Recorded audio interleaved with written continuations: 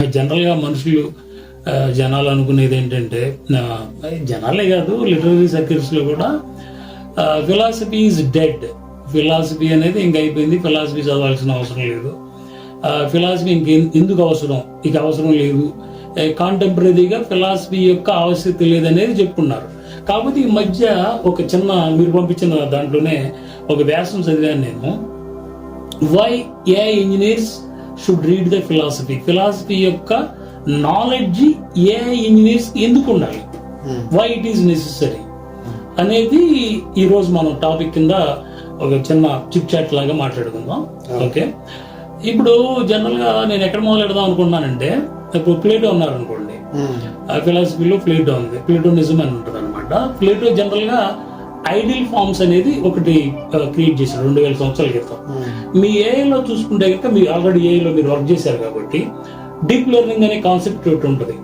Okay, ఇప్పుడు ఉదాహరణకి ఒక పిల్లి ఉంది అనుకోండి, మీరు ఆ ఫార్మల్ సిస్టమ్కి, ఆర్టిఫిషియల్ ఒక సిస్టమ్కి మీరు గనక ఒక పిల్లి అనేది ఎలా చెప్పాలి అనుకుంటే రకరకాల పిల్లిని మీరు రకరకాల వాటి ఫిగర్స్ ని మీరు ఫీడ్ చేసుకుంటూ వెళ్తారు, విత్ థౌజండ్స్ లాక్స్ లో ఫీడ్ చేసుకుంటూ వెళ్తారు.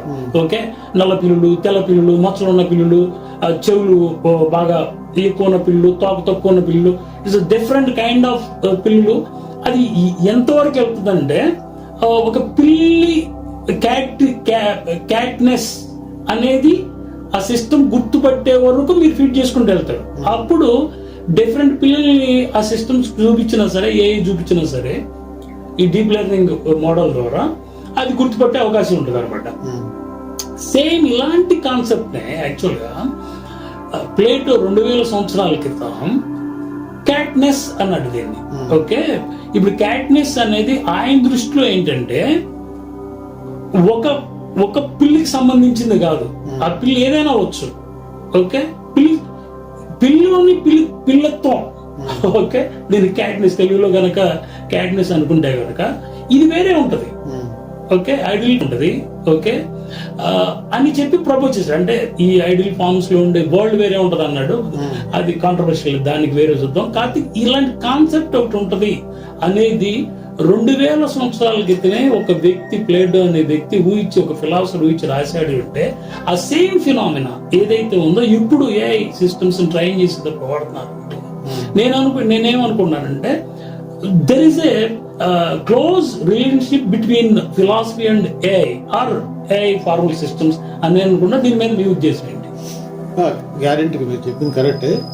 సో ఇక్కడ ఏంటంటే లెర్నింగ్ అనేది ఒక ఫేజ్ ఉంటుంది. లెర్నింగ్ ఫేజ్ అని అంటున్నారు. లెర్నింగ్లో డీప్ లెర్నింగ్లో అవచ్చు, మెషిన్ లెర్నింగ్లో అవచ్చు, ఫస్ట్ మనం ట్రైన్ చేస్తాం, సిస్టమ్స్ ట్రైన్ చేసినాక ఏం చేస్తుంది, అది ఒక మోడల్ తయారు చేసుకుంటాం మనం ఇచ్చిన ఆల్ ఇన్పుట్స్ నుంచి. దాన్ని తీసుకుని ఇప్పుడు ఇంకో కొత్తగా పిల్లి ఫోటో ఒకటి పెడితే లెర్నింగ్ మోడల్ని అప్లై చేసి దానికి దానికి సరిపోతుందో లేదో చూసుకుని ఇది పిల్ల కదా చెబుతుంది బేసిక్గా. సో ఆ విధంగా ప్లేటో చెప్పినటువంటి పిల్లిత్వం అనేది ఇక్కడ మోడల్కి ఇది అవుతుంది అన్నమాట. మోడల్ అనేది అనేక వందల వేల శాంపుల్స్లో నుంచి ఆ కామనాలిటీని రాబట్టుకుని అది మోడల్గా తయారు చేసుకుంటాం. ఆ కామనాలిటీనే ప్లేటో చెప్పినటువంటి పిల్లిత్వం అవ్వచ్చు. సో అదే ఇప్పుడు ఆ మోడల్కి ఆ ట్రైనింగ్ అయిపోయిన తర్వాత అది బేసిక్గా ప్రెడిక్ట్ చేస్తుంది కదా, what ever the new cat image అనేది క్యాటా కాదా అనేది అది చెబుతుంది అన్నమాట బేసిక్గా. అంటే బేసిక్ ఏంటంటే ఈ మోడల్ తయారు చేసిన వ్యక్తి, ఈ కైండ్ ఆఫ్ డీప్ లెర్నింగ్ ఈ ప్రాసెస్ తయారు చేసిన వ్యక్తి ఆల్రెడీ ప్లేటోను కనుక చదివి ఉంటే గనక అతని యొక్క పని, అతని యొక్క ఫ్రేమ్వర్క్ ఈజీ అయ్యే అవకాశం ఉండింది అంటారా మీరు? ఒకవేళ ఫిలాసఫీ చదివి ఉంటే ఆ తయారు చేసే వ్యక్తి ఏమైనా అవకాశం ఉండి ఉంటుంది అంటారా? ఇలాంటి కాన్సెప్ట్ ఒకటి ఉందని ముందే తెలిసి ఉండే అవకాశం ఉంటుంది అంటారా? ఆ విధంగా ఫిలాసఫీ ఏఐకి ఏమైనా ఉపయోగపడి ఉంటుంది అంటారా? అంటే యాక్చువల్గా ఇది తయారు చేసిన అతనికి ప్లేటో తెలుసని నేను అనుకోవట్లేదు. తెలియకుండా ఎన్ని చేసి ఉండొచ్చు. తెలిసి ఉండడం వల్ల ఉపయోగం ఏంటన్నా, అది నా ప్రశ్న. అంటే ఇక్కడ యాక్చువల్గా అట్లా కాదు మనం ఆలోచించాల్సింది. ఇప్పుడు అసలు ఈ డీప్ లెర్నింగ్ అనేది ఆర్ లెర్నింగ్ అనేది బేసిక్గా దీన్ని వాళ్ళు వాడు కనిపెట్టడానికి ముందే ప్లేటో ప్లేటో తెలిసి ఉండి అతను ఈ కంప్యూటర్ ఇంజనీరింగ్లోనూ కంప్యూటర్ సైన్స్లోనూ అతను ఎక్స్పర్ట్ అయి ఉంటే ప్లేటో యొక్క ఆయన యొక్క ఐడియా లేకపోతే ఆయన ఫిలాసఫీ దీన్ని ట్రిగ్గర్ చేసి ఉండేది బేసిక్గా. అది తెలిసి ఉంటే కనుక కొంచెం అది ఆ పని ఎర్లీగా జరిగి ఉండేది. ప్లేటోది ఫిలాసఫీ తెలవకోకుండా ఒక కంప్యూటర్ ఇంజనీరింగ్ ఈ ఫీల్డ్లో వర్క్ చేస్తూ ఉంటే మెషిన్ లెర్నింగ్ డీప్ లెర్నింగ్ ఫీల్డ్లో పనిచేస్తూ ఉంటే అతను ఒక 5 సంవత్సరాల తర్వాత అతను డెవలప్ చేసి ఉండొచ్చు ఈ మోడల్స్, డీప్ లెర్నింగ్, ట్రైనింగ్ అంతా కూడా. ప్లేటో కానీ తెలిసి ఉంటే ఇంకా ముందే చేసి ఉండేవాడు అని అనుకుంటున్నాను ఆల్రెడీ. ఇది పాజిటివ్గా చెప్పడం బేసిక్గా. దీంట్లోనే నేను అడిగే ఇంకొక ప్రశ్న ఏంటంటే, అంటే డీప్లీ రూటెడ్, డీప్లీ కనెక్టెడ్ ఇంకొక విషయం ఏంటంటే, డీప్ లెర్నింగ్ కాకుండా ఇప్పుడు LLMs అనేవి మీరు వాడుతున్నారు. న్యాచురల్ లాంగ్వేజ్ ప్రాసెసింగ్ లో లార్జ్ లాంగ్వేజ్ మోడల్స్ ని మీరు వాడుతున్నారు కదా. దాంట్లో యాక్చువల్ గా ఈ లాంగ్వేజ్ గురించి లాజిక్ తో మాట్లాడతా విట్గెన్స్టీన్ 2 భాగాలు ఉంటాయి. ఎర్లియర్ విట్గెన్స్టీన్ అని, లేటర్ విట్గెన్స్టీన్ అని 2 ఉంటాయి అన్నమాట. లేటర్ విట్గెన్స్టీన్ లో అతను ఏమంటాడంటే, లాంగ్వేజ్ మీనింగ్స్ కమ్స్, లాంగ్వేజ్ లో ఉండే పదాల యొక్క ఆ మీనింగ్ కాంటెక్స్చువల్ గా వస్తుంది. అదేమి డిక్షనరీ అర్థం కాదు. ఇప్పుడు ఫర్ సపోజ్ డిక్షనరీ అర్థం లాగా తీసుకున్నాం అనుకోండి. ఇప్పుడు బ్యాంక్ అనేది ఉంది, ఓకే. ఇప్పుడు బ్యాంక్ ని డిఫరెంట్ కాంటెక్స్చువల్ గా వాడవచ్చు మీరు. అది రివర్ బ్యాంక్ అవ్వచ్చు, ఓకే, లేకపోతే బ్యాంక్ లోన్ కావచ్చు, లేకపోతే బ్లడ్ బ్యాంక్ కావచ్చు. 3 బ్యాంక్ అనేది పదం ఒకటే, కాకపోతే కాంటెక్స్చువల్ లో చూసుకున్నప్పుడు యాక్చువల్ గా అవి డిఫరెంట్ మీనింగ్స్ ఇస్తున్నాయి కదా. ఇలాగే మేము LLMs ట్రైన్ చేసేటప్పుడు కూడా లాంగ్వేజ్ డిక్షనరీ అర్థంగా కాకుండా కాంటెక్స్చువల్ అర్థంగా మోడల్ చేసి న్యాచురల్ లాంగ్వేజ్ మోడల్ చేసినప్పుడు ఇప్పుడు ఏఐస్ కూడా కాంటెక్స్చువల్ గానే తీసుకున్నాయి. ఆల్రెడీ ఈ విషయాన్ని విట్గెన్స్టీన్ తెచ్చేసి ఉన్నాడు. ఆ విధంగా కూడా ఈ రెండింటి మధ్య నాకు డీప్ రిలేషన్ కనిపిస్తుంది ఫిలాసఫీకి. అంటే అసలు అప్పట్లో LLMs తయారు చేస్తాడని విట్గెన్స్టీన్ తెలియదు, అతను లాజిక్ చేస్తున్నాడు. బట్ ఈ విషయాన్ని స్పృశించాడు అతను. ఆ విధంగా కూడా మనకు ఆశ్చర్యం వేస్తుంది. ఆ విధంగా కూడా ఇది చదివింటే కనుక న్యూస్ ఉపయోగపడేది కదా అని నా ఉద్దేశం. LLM తయారు చేసి విట్గెన్స్టీన్ LLMs గురించి చేయడం కష్టం. అది ఫార్వర్డ్ ఇది కాబట్టి, భవిష్యత్తులో ఉండకపోయేది కాబట్టి. కానీ LLMs డెవలప్ చేసిన అతనికి విట్గెన్స్టీన్ తెలుసుకునే ఛాన్స్ ఉంది. ఆయన ఇప్పుడు ఒక 100 సంవత్సరాల ముందే ఇదంతా చెప్పేశాడు కాబట్టి. LLMs తయారు చేసిన అతను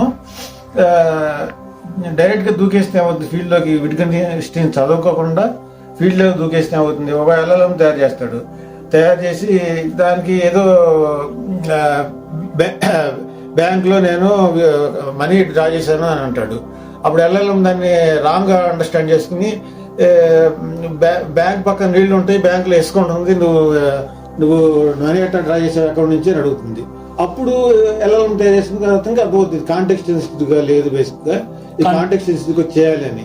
ఈ మొత్తం లూప్ ని బేసిక్గా వెళ్ళటం, సంథింగ్ ట్రైన్ చేయటం, అది రాంగ్ అవ్వటం, మళ్ళీ కాంటెక్స్ట్ సెన్సిటివ్గా ఉండేట్టు చేయటం, ఈ మొత్తాన్ని అతను LLM తయారు చేసిన అతను ముందుగానే విట్గెన్స్టీన్ కనుక చదివినట్టయితే ఈ మొత్తం అవాయిడ్ చేయగలిగేవాడు. బేసిక్గా అవాయిడ్ జరిగి ఇది ఆబ్వియస్గా ఇది లాంగ్వేజ్ బేస్డ్ మోడల్ కాబట్టి దీని కాంటెక్స్ట్ తెలియదు, కాంటెక్స్ట్ నేర్పడం ఎలాగని ముందే ఆలోచించగలిగేవాడు బేసిక్.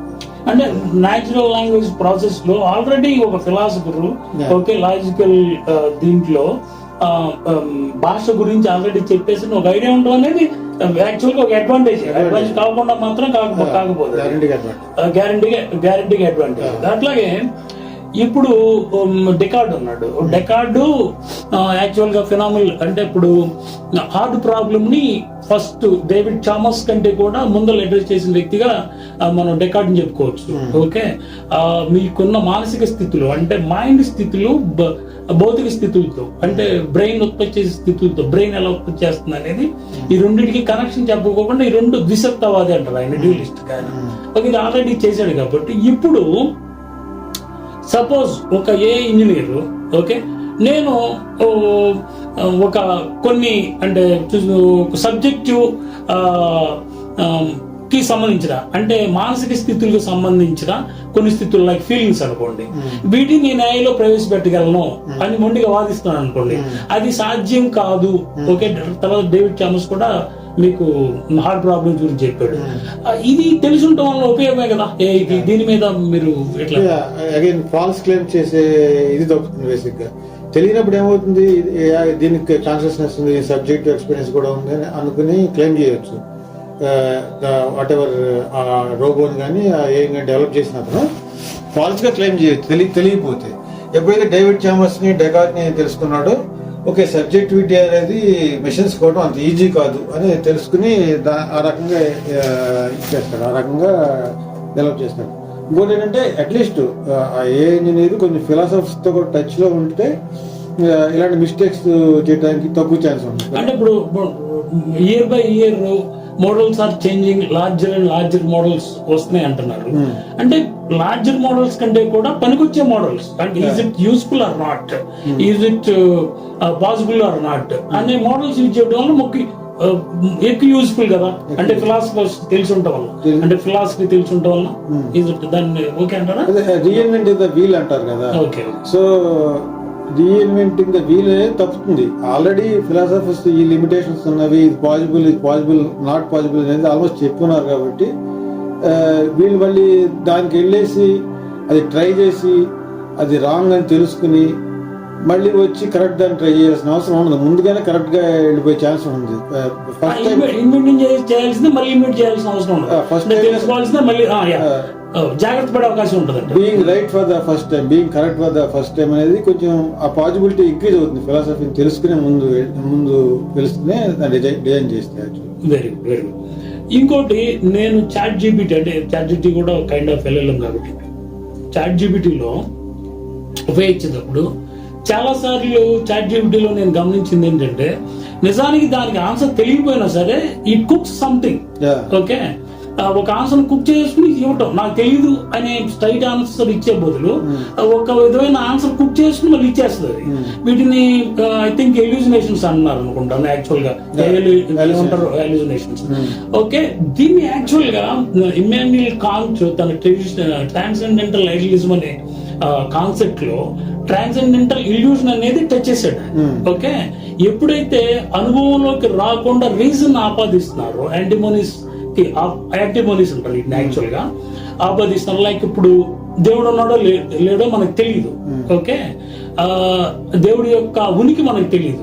ఇప్పుడు దేవుడు ఉనికిలో ఉన్నాడా లేదా అనే రీజనింగ్ తీసుకొచ్చాం అనుకోండి, అది యాంటీమోనీ అవుతుంది. లేకపోతే యూనివర్స్ కి ఆది అంత ఉందా, యూనివర్స్ యొక్క పరిధి అంతా మనకు తెలియదు.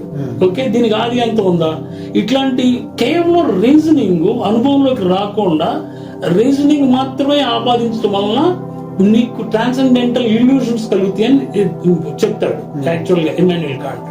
ఇది ఎగ్జాక్ట్లీ మీకు ఎల్యూజినేషన్స్ అంటే ఏ ఎల్యూషన్స్ తో కొరిలేట్ అవుతుంది కదా. దీని పట్ల ఎట్లా ఈ ఏఐలో ఎలా ఓవర్కమ్ చేయొచ్చు, లేకపోతే హాలుసినేషన్స్ బేసికల్ గా మనం ట్రైన్ చేస్తే ఏలో 2 ఫేజ్లు ఉంటాయి, ట్రైనింగ్ అండ్ ప్రెడిక్షన్. ట్రైన్ చేసేటప్పుడు చాలా డేటా తీసుకుంటుంది. ఈవెన్ LLMs కూడా చాలా ట్రైన్ అవుతాయి. ఫస్ట్ బేసిక్ LLMs లో లాంగ్వేజ్ ని ఇచ్చేసుకుంటే లాంగ్వేజ్ ని టోకెన్స్ గా తీసుకుని ట్రైన్ చేస్తాము, దాని నుంచి ప్రిడిక్షన్ చేస్తాము, దాన్ని ప్రిడిక్ట్ కూడా చేయొచ్చు. సో బేసిక్ గా ఏఐకి బేసికల్ గా ఫీడ్ చేసే డేటాని బట్టి అది ప్రిడిక్ట్ చేస్తే బాగలేదు. కానీ దాని నుంచి లాజికల్ రూల్స్ ని ఫామ్ చేసి దాన్ని ఎక్స్ట్రాపోలేట్ చేసుకుని దానికి ఫీడ్ చేయని డేటా నుంచి కూడా దానికి అప్లై చేయని డేటా కూడా అప్లై చేస్తాం అన్నమాట. అప్లై చేయకూడని డేటాకి దానికి ఆల్రెడీ ఎక్స్పీరియన్స్ లో మనకి హ్యూమన్స్ కి ఎక్స్పీరియన్స్ లో రాని డేటా, ఏఐకి దానికి ఫీడ్ చేయని డేటా బేసిక్ గా అది ఆ ఫీడ్ చేసిన డేటా సపోర్ట్ చేయని ఫీల్డ్ ఉంటుంది కదా, దాన్ని ఆ ఫీడ్ చేసిన డేటాకి అవతల ఉండే డేటా కూడా అప్లై చేస్తాం. చేసినప్పుడు అది రాంగ్ అవ్వడానికి ఛాన్స్ ఉంటుంది బేసిక్ గా. సో అది ఈ ఏఐ కానీ LLM కానీ డిజైన్ చేసిన దానికి ముందే ట్రాన్సెండెంటల్ ఇల్యూజన్ అనేది తెలిసి ఉంటే మేబీ అతను కేర్ తీసుకునేవాడు బేసిక్ గా. ఇలా పాజిబుల్ అవుతుంది కాబట్టి నాకు తెలియదు, I don't know, it is beyond my అంటే ఇప్పుడు హ్యూమన్స్ విషయంలో అయితే కనుక మీకు ఎక్స్పీరియన్స్ లేదనొచ్చు, ఇది లేదనొచ్చు. అట్లా LLMs విషయంలో అంటే ఏ ఫార్మల్ సిస్టమ్స్ విషయంలో అయితే ఈ సరైన డేటా నా దగ్గర లేదని చెప్పాలి అంతే కదా. ఓకే ఓకే అట్లా చెప్పడం లేదు ఇప్పుడు. అట్లా చెప్పడం లేదు. అలాగే రాంగ్ గా అప్లై చేయటం. నేను రియల్ ఎస్టేట్ గురించి అడుగుతాను. ఫర్ ఎగ్జాంపుల్ రాంగ్ సోర్స్ తీసుకోవడం కూడా దీంట్లోకి వస్తున్నాం హాలుసినేషన్. ఎట్లాగంటే రియల్ ఎస్టేట్ డౌన్ లో ఉంది, హైదరాబాద్ రియల్ ఎస్టేట్ డౌన్ లో ఉంది. అది మన అందరికీ రియల్ లైఫ్ ఎక్స్పీరియన్స్ నుంచి తెలుస్తుంది. మీరు ఎల్ఎల్ఎం అడగండి హైదరాబాద్ రియల్ ఎస్టేట్ ఎట్లా ఉంది. అది బేసిక్గా నెట్ నుంచి తీసుకుంటుంది అన్ని సైట్లు. నెట్లో సైట్లో ఏముంది, ఇండివిజువల్ ఇన్ఫర్మేషన్ ఎక్కడెక్కడ ఉంటుంది. చిన్న చిన్న ఫోరాస్లోనూ, కోరంలోనూ, అక్కడక్కడ కోరాలోనూ అక్కడక్కడ ఉంటాయి ఇండివిజువల్ లొకేషన్స్. డౌన్లో ఉంటుంది, డౌన్లో ఉన్నాయి. కానీ మెజారిటీ ఆఫ్ ద ఇన్ఫర్మేషన్ ఎక్కడి నుంచి వస్తుంది? రియల్ ఎస్టేట్ గా పెట్టిన సైట్ల నుంచి, వాళ్ళు స్పాన్సర్ చేసిన మ్యాజిక్ బ్రిక్స్ వాటి నుంచి వస్తుంది. అలాగే వాళ్ళు ఎవరైనా ఇంటర్వ్యూ చేస్తారు, స్పాన్సర్డ్ ఇంటర్వ్యూస్ అవన్నీ. బ్రహ్మాండంగా ఉందని చెబుతారు, లేకపోతే బాగానే ఉందని చెబుతారు, లేకపోతే it is going to pick up అని చెబుతారు. వీటన్నిటి నుంచి పులప్ చేస్తుంది. అలాగే ఏఐకి ఇంకో లిమిటేషన్ అంటే LLMs, right, large language models mostly text based ఉంటాయి. ఎక్కడో యూట్యూబ్ ఇంటర్వ్యూస్లోనో, లేకపోతే యూట్యూబ్ ఇంటర్వ్యూస్లో పాపులర్ ఏదవుతుంది. బేసిక్గా రియల్ ఎస్టేట్ కంపెనీస్ పెట్టిన ఇంటర్వ్యూస్ పాపులర్ అవుతాయి. వాడెవరిలో పాపులర్ ఫిగర్ని పట్టుకొస్తారు. పాపులర్ ఫిగర్ కొంచెం డబ్బులు ఇచ్చి వాళ్ళ చేత మంచి మాటలు చెప్పించుకుంటారు. వాళ్ళ రియల్ ఎస్టేట్ కంపెనీస్ గురించి పొగిడించుకుంటారు.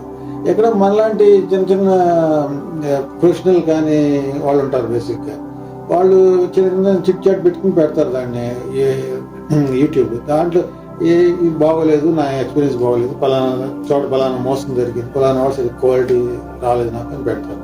వాటి పెద్ద వ్యూస్ ఉండవు. వ్యూస్ ఎవరికి ఎక్కువ ఉంటాయి? బిగ్ బిగ్ కంపెనీస్ పెట్టే వాళ్ళకి, సెలబ్రిటీస్ చెప్పేదానికి వ్యూస్ ఎక్కువ ఉంటాయి. సో అది బేసిక్గా ఇట్లాంటి ఎల్ఎల్ఎం కావచ్చు, ఏఐ కావచ్చు, వాటిని తీసుకుంటుంది ఇన్పుట్గా. బేసిక్గా రాంగ్ సోర్స్ బేసిక్గా. So it has to discern what is right source, what is wrong source. We should not give the LLM that discard all the inputs from the promotional stuff of the real estate companies. Like that we should not అది ఆ input మనం ఇవ్వాల్సిన అవసరం లేకుండానే అది discern చేయగలగాలి. బేసిక్గా what is the right input, wrong input అనేది.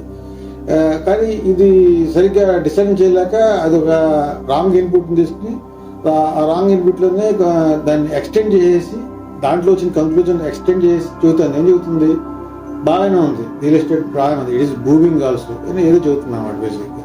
సో జస్ట్ లైక్ ఇప్పుడు కాన్ చెప్పినట్టే మీరు ఎప్పుడైతే రాంగ్ ఇంప్రెషన్స్ వస్తాయో, అంటే సెన్సెస్ ద్వారా రాంగ్ ఇంప్రెషన్స్ ఎప్పుడైతే వెళ్తాయో, అది రీజనింగ్స్ తో కలిపి ఇల్యూషన్ కి దారి తీసినట్టే ఇక్కడ హాలుసినేషన్స్ కి దారి తీస్తున్నాయి.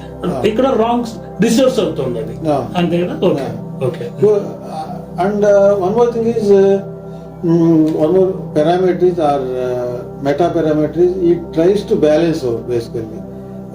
If we ask if we ask LLM or AI about its opinion, it will tell generally, I'm not a human, I'm not opinion, but in a indirect way we will be asking.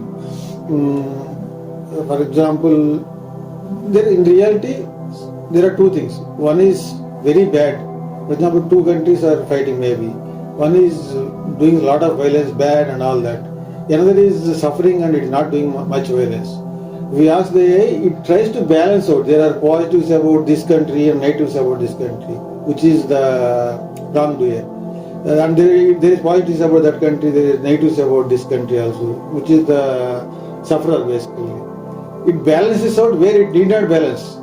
Okay. It should not balance basically. Why it is doing like that? ఎందుకు అలా చేస్తాను? Bias down ఇచ్చాము మనం. దానికి ఇచ్చే meta parameters ఎట్లా ఉంటాయంటే basic balance చేయమని చెబుతుంది. బేసిక్ బ్యాలెన్స్ చేయమన్నప్పుడు బ్యాలెన్స్ చేస్తుంది అది. అలా చేయడం వల్ల ఏమవుతుంది? Wherever the perpetrator of violence or the bad guy is coming to neutral basically. The guy who is suffering he is also coming to neutral. మనకి రియాలిటీ తెలియట్లా, ఆ దేశంలో జరుగుతున్న ఆ వాస్తవం ఏంటి, వాస్తవం పట్ల మన యొక్క అభిప్రాయం ఏంటి అనేది తెలియట్లేదు. ఇలా మనం న్యూట్రల్ చేయమని ఇచ్చే bias don't go to the extremes is one guideline given to that LLM general. Okay. ఇంకొక ఫిలాసఫర్ అంటే నా ఫిలాసఫర్ అంటే మ్యాథమెటికల్ ఫిలాసఫీ అనొచ్చు. Is a Kurt Godel. ఇప్పుడు ఆయన ఏమంటే this is directly related to AS లోకి వస్తాను అనుకోండి. ఇప్పుడు ఏదైనా సిస్టమ్ ఉంటే ఆ సిస్టమ్ లోపల నిజాలు అంటే మనం ప్రూవ్ చేయలేని నిజాలు అంటే ఇది అసంపూర్ణ సిద్ధాంతం, incomplete theory of Kurt Godel అంటారు దీన్ని.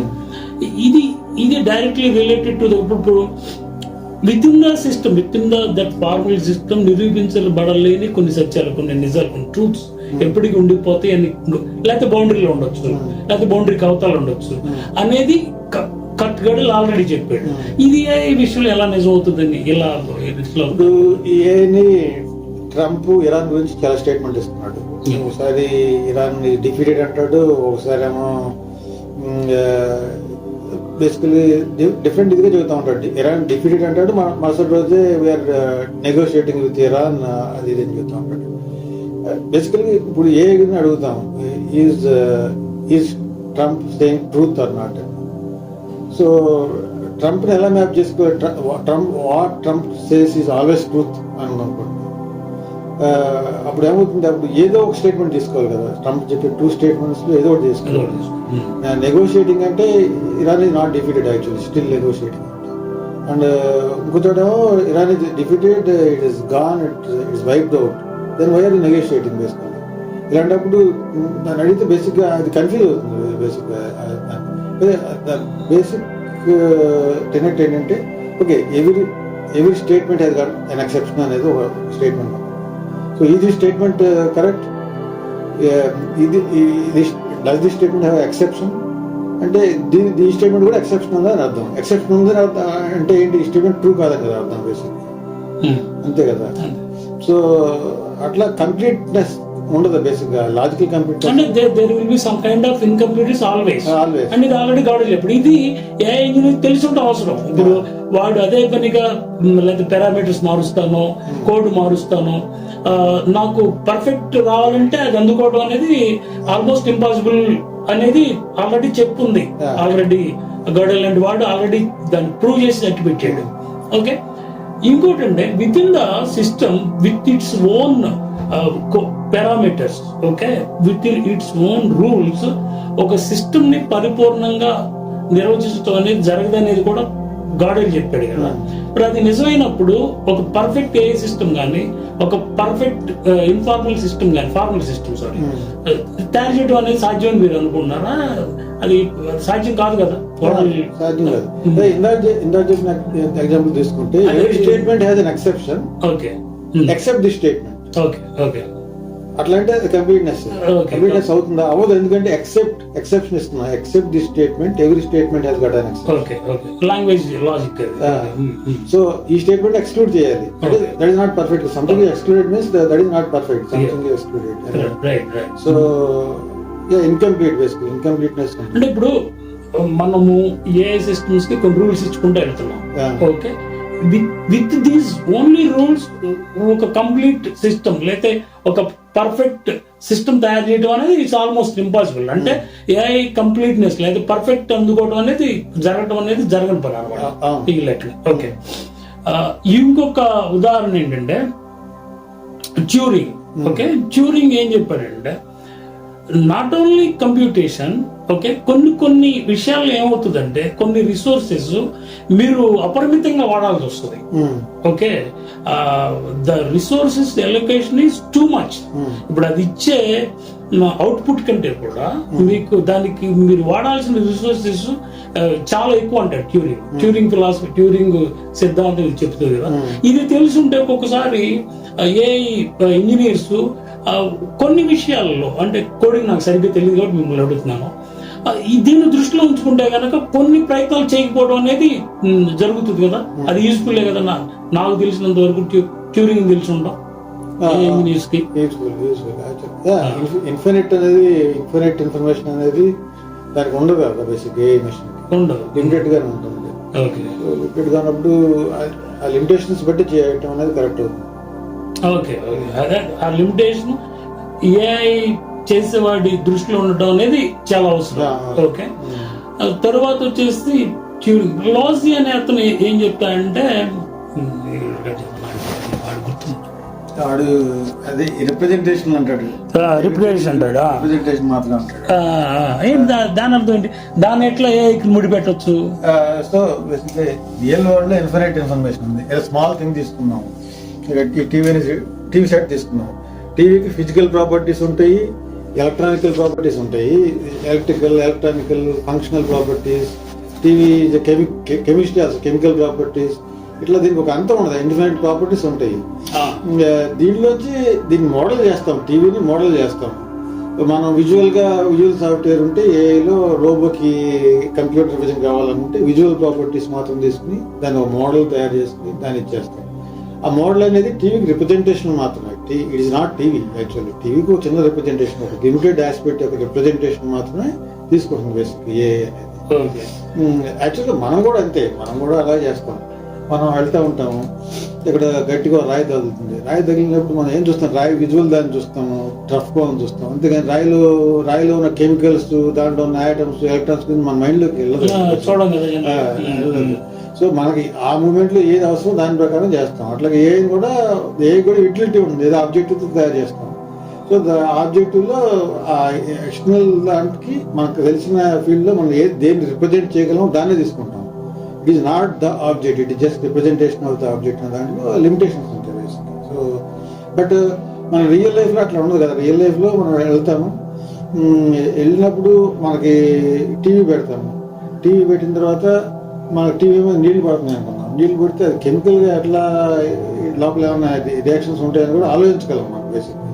ఎందుకంటే మనకి ఆ ఇన్ఫినిట్ ఆస్పెక్ట్స్లో చాలా ఆస్పెక్ట్ మనం ఫంక్షనల్గా లేవు మనం బేసిక్గా. మనం ఏదైతే ఏను ఒక సాఫ్ట్వేర్ తయారు చేస్తాం, అది టీవీని రికగ్నైజ్ చేయగలదు అనుకున్నాం బేసిక్గా. టీవీని రికగ్నైజ్ చేసేసి టీవీకి ఉన్న రిపేర్ గురించి చెప్పగలదు. దాని ఫంక్షనాలిటీ, దాని ఆబ్జెక్ట్ ఏంటంటే అంతవరకే, దాన్ని లిమిటెడ్. దాన్ని మనం దాని మీద నీళ్లు పడి దీన్ని ఎట్లా సాల్వ్ చేయాలంటే దాన్ని ఆల్రెడీ దాన్ని లేకపోతే, ఆ మోడల్ లేకపోతే, ఈ డ్యామ్ బేస్ మోడల్ దాన్ని ఎట్లా సాల్వ్ చేయాలనే మోడల్ లేకపోతే అదేం చెప్పలేదు. కానీ ఇది మనకి చిన్నప్పటి నుంచి బిల్డప్ అయి ఉంటుంది కదా ఇంటర్నల్గా. దాని మీద నీళ్లు పడితే అది ఇదైపోవచ్చు, డ్యాంప్ అయిపోవచ్చు.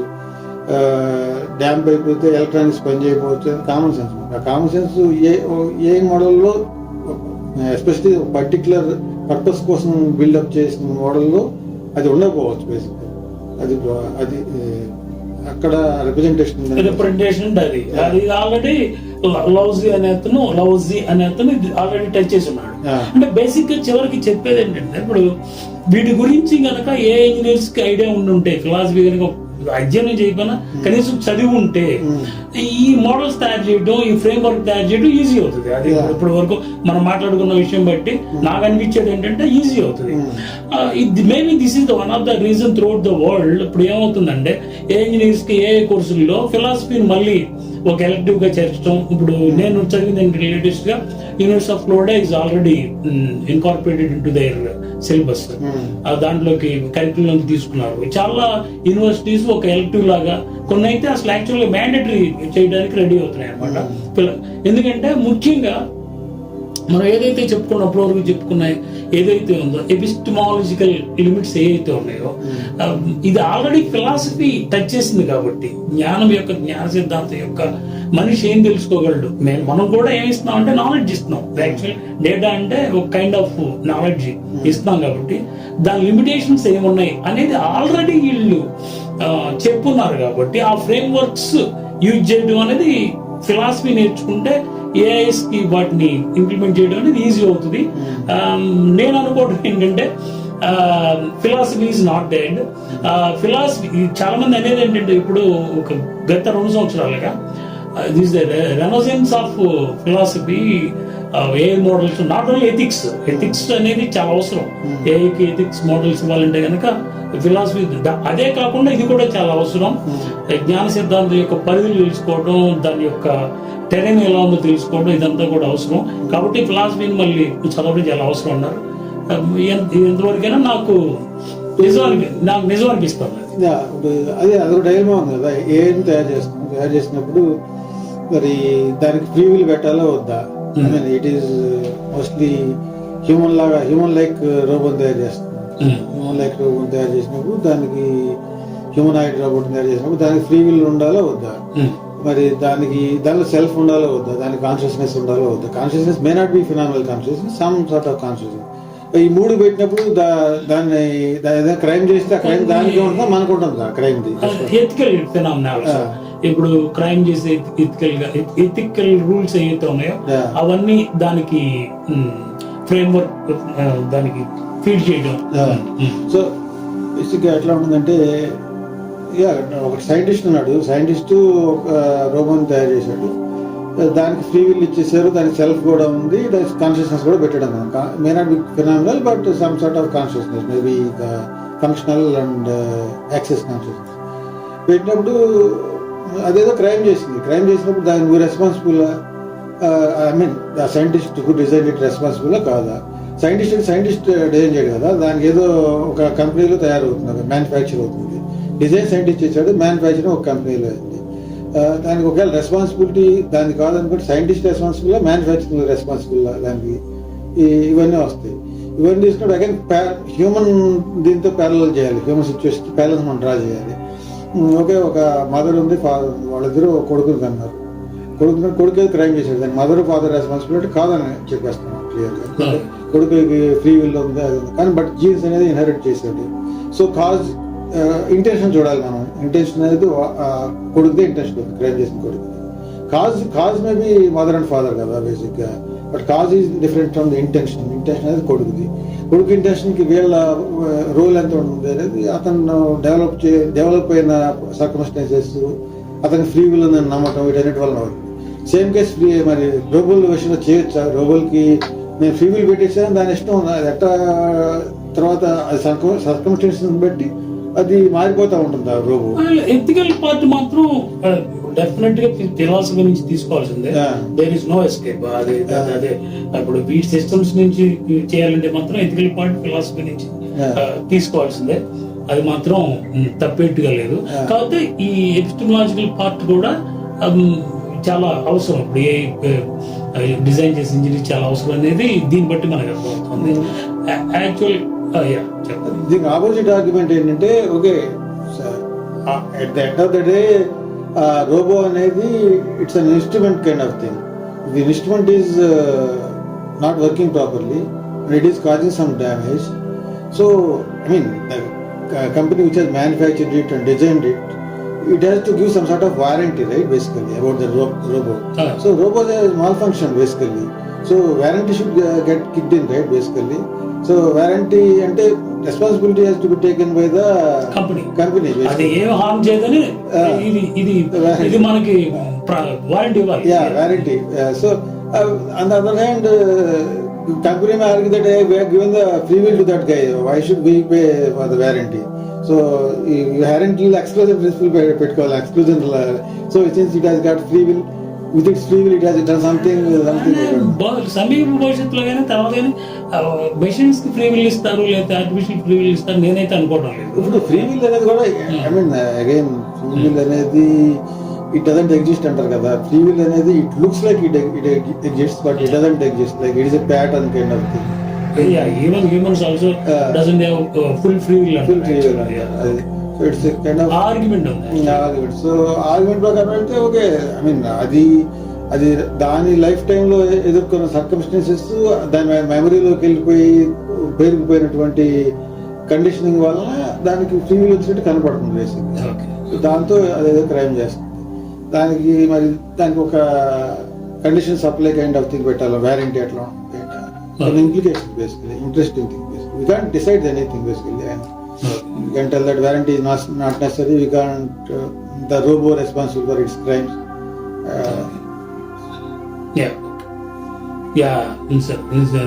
చాలా సంతోషం అండి. చాలా మంచి టాక్ జరిగింది ఇవాళ సైన్స్ టాక్ లో. ఎసెన్స్ తరఫున యాక్చువల్గా ఆయన ఎవరు, స్టీవ్ జాబ్స్ కాదు, చక్రాల కుర్చీలో ఉంటాడు, ఆయన పేరేంటి, స్టీవెన్ హాకింగ్ చెప్పినట్టు ఇంకా philosophy is not dead, philosophy is still relevant అని మనం అనుకున్నాం. యాక్చువల్గా ఇలాంటి ఇంకా చాలా చెప్పుకోవచ్చు. దీన్ని ఇంకా తర్వాత సెషన్స్ లో మనం పొడిగిద్దాం. Okay, thank you.